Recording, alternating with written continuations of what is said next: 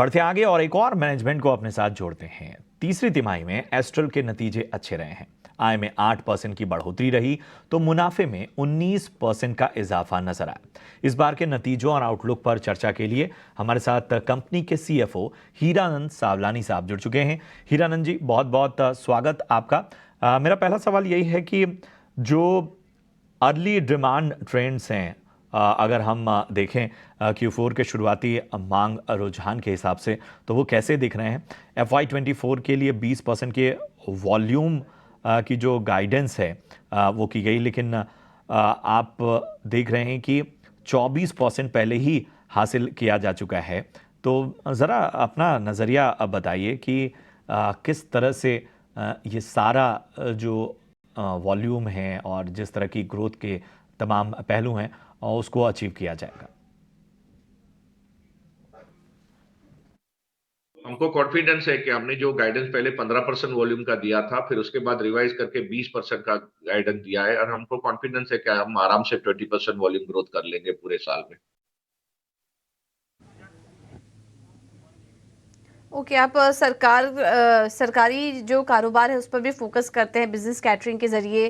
क्या वहाँ पर इलेक्शन के चलते कुछ स्लो डाउन देखने को मिला है सेगमेंट में?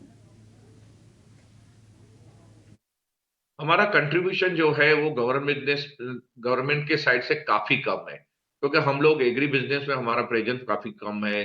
सेकेंडली, अगर आप देखोगे तो इंफ्रा साइड भी हमारा प्रेजेंस बहुत छोटा सा है, तो हमारी टोटल रेवेन्यू का हार्डली 5-7% गवर्नमेंट साइड से आता है। तो मेरे ख्याल से इवन इफ थोड़ा इफेक्ट आता भी है तो ओवरऑल नंबर पे ज्यादा इफेक्ट आएगा नहीं।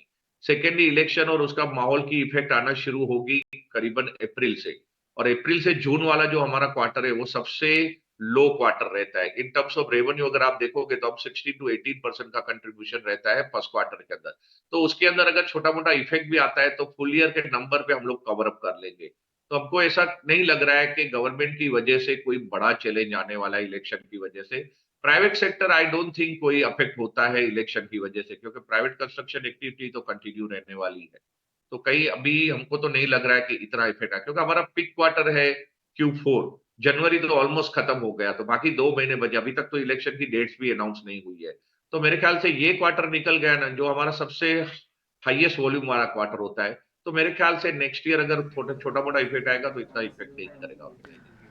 बिल्कुल हीरानंद जी, हम देख रहे हैं कि पीवीसी और सीपीवीसी जो प्राइसेस हैं वो डाउन ट्रेंड में रहे इस तिमाही में। अब आगे किस तरह का ट्रेंड देखने को मिलेगा, क्योंकि रेड सी में जिस तरह का गतिरोध बना हुआ है वो भी एक बहुत बड़ा चिंता का सबब है। तो क्या आने वाले वक्त में प्राइसेस ऊपर जा सकते हैं? क्या नज़रिया आपका? तो पिछले 3 क्वार्टर से अगर आप देखोगे तो कंटिन्यूअसली हम लोग इन्वेंट्री लॉसेस करते आ रहे हैं, उसके बावजूद भी हमने हमारे मार्जिन को मेंटेन रखा हुआ है।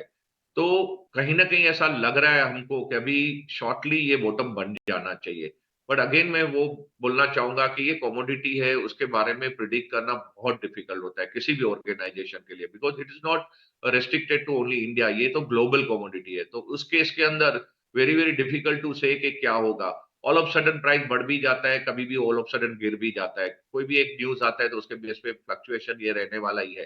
बट जिस तरह से अभी हम ट्रेंड देख रहे हैं, कहीं ना कहीं लग रहा है कि अभी ये बॉटम बन जाएगा, और जैसे ये बॉटम बन के स्टेबल होगा ना थोड़े टाइम के बाद, तो मार्जिन में भी थोड़ा इंप्रूवमेंट दिखाई देगा आपको। और जैसे ये इन्वेंट्री का प्राइस बढ़ना शुरू होगा रॉ मटेरियल का, तो वहां से आपको गेन भी दिखाई देंगे, तो वहां से तो मार्जिन और भी इंप्रूव होंगे। तो कीप फिंगर क्रॉस, ये शॉर्टली बॉटम आउट हो जाना चाहिए Q4 के अंदर। हम्म, बिल्कुल। इसके अलावा आप सबसे मार्जिन ट्रेंड भी समझना चाहेंगे आने वाले समय के लिए। क्या ये पिछले 15 से 16% जो पिछले काफी समय से बरकरार है, क्या उसी रेंज में रहेगी मार्जिन्स? तो ये जो मार्जिन है वो तो सस्टेन होगा ही, बट हमारी एक्सपेक्टेशन है कि अगर इन्वेंट्री स्टेबल हो जाती है रॉ मटेरियल साइड पे, और थोड़ा प्राइसेस इंच अप होना शुरू होगा, तो यहाँ से भी मार्जिन इंप्रूव होने के चांसेस आर वेरी ब्राइट। ठीक है। चलिए, हीरानंद जी, बहुत बहुत धन्यवाद आपका समय देने के लिए और नतीजों पर हमारे साथ विस्तार से चर्चा करने के लिए।